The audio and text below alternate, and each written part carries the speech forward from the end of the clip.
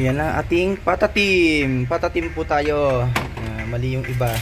So nahirapan yung iba. Iba siguro ingredients ko kaya ganun. Pinakalas natin, lalagyan na natin siya ng cornstarch. Konti lang. Meron na kanina yan eh. Hindi ko lang na video. Ayan, okay na. Ayan, kukuha na tayo ng ating patatim na laman. Wow, oh. Lambot yan, oh. Oh, ayan. Sabaw. Yung sabaw niya. Sarap. Masarap yung sabaw. So, ayan guys. Ito na yung ating patatim. Ayan, oh. Kitang-kita nyo. Sarap, oh. Lambot yan.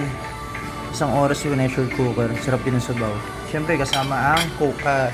Mountain Dew naman tayo ngayon. Ayan. Salamat! Thanks for watching.